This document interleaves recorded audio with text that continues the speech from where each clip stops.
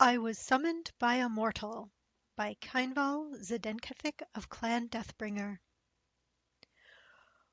For as long as I can remember, and like all Dromora my memory is keen, especially for grievances, I have faithfully served the officers of my clan, and through them my lord Molagbal. And yet not always, for once, to my shame, I was compelled to serve another. I was on guard duty at the Endless Stair, an assignment I always enjoy, for I can mock and torment the passing soul-shriven without being held responsible for them meeting their quotas. Leaping out from behind a claw pillar while shouting, "There you are, weakling!" never loses its appeal.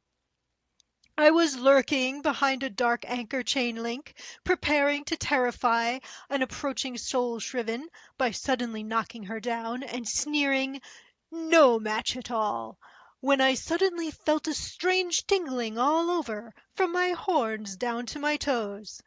I grew dizzy as the plane spun around me, nearly fell into a pool of blue plasm, and then suddenly felt myself hurled into an endless black void.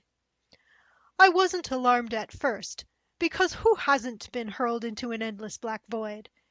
It wasn't until I began to materialize at my destination and got a taste of the air that I had my first misgivings.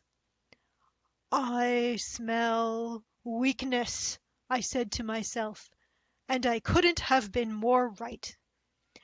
It was then that I first heard the voice of my conjurer as he said, "Ah, this one looks fairly robust," and the full horror of my situation broke upon me, for I had been summoned to do the bidding of a mortal. I turned, aghast, to see who had dared summon me across the infinities to Nirn, and found myself faced with a tall elf of Somerset. Oh, I recognized the type. I'd abused more than a few Altmeri soul-shriven in my time, and with gusto, for they evince a haughty arrogance entirely inappropriate in mere mortals.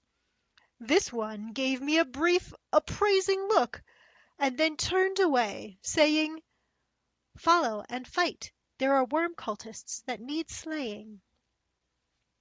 Worm cultists! Can you imagine the ignominy, fellow kine? Not only had I been conjured away from my duty by one of the hated elven mortals, but I must serve him by slaying the minions of Menimarco, our dread lord's lieutenant and viceroy-to-be. I tried to resist, flexing my indomitable will, but the mortal mage's binding spell was too strong. All I could do was say, "No one escapes," and follow him past a pair of torches into a subterranean maze of tunnels. "You serve the great Vanus Galerion, Dremora," my conjurer announced, quite unnecessarily, for what need had I to know the name of my slave-master? But then I reconsidered, and mentally added his name to that long list each of us keeps, the list labeled Vengeance. I followed, not deigning to crouch when my conjurer hunched over to sneak, merely glaring at him and thinking, "I will feast upon your heart." In truth, however, it was as well that I had this elf Vanus to follow, for the tunnels were many and twisting, and though we Dremora are fearless, relentless, and unparalleled among warriors throughout Oblivion, our sense of direction is rather poor. When doing courier duty, I've been known to lose my way right in the middle of the moonless walk and wind up back at the lightless oubliette where I started. In time, this Vanus began to pause frequently, listening, which only increased my irritation and impatience. Finally he stopped, with a "shh" to me, which was completely unfair, as I hadn't said a word. But I realized why he'd stopped when I suddenly heard human speech from the tunnel ahead. Hesitating nary an instant, I drew my greatsword and rushed forward, crying, "A challenger is near!" The elf cursed and followed, but he had only himself to blame. I was following his orders exactly. The next minute passed in the red fury that all true Dromora feel when they enter battle. But my usual enjoyment of bloody slaughter was tainted by the knowledge that I was killing those my dread lord would prefer I didn't, and frankly that just ruined the whole experience for me. As I lopped off the limbs and heads of the worm cultists, I was aware of the energies of the elf's powerful magics crackling past me, incinerating the more distant enemies, but I was too mortified to enjoy the orgy of destruction. The elf came striding up as I subdivided the final worm anchorite, gloating, "So much for them. Take that, Manimarco." "There could be no other end," I replied sourly, then felt the strange tingling again as the conjuration that had brought me to Nirn began to weaken.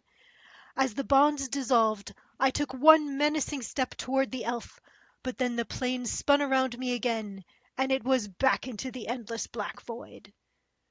When I came to my senses, I was lying in a pool of turquoise slime, looking up at the smiling face of my superior, Kynreeve Zalxorkig. "So, Zenzanthithic," he snarled, "straying from your post while on duty, eh? It's the Scatherings for you, my lad." "But, Kynreeve," I cried, leaping to attention, "I couldn't help it. I was conjured, summoned to Nirn, by a mortal."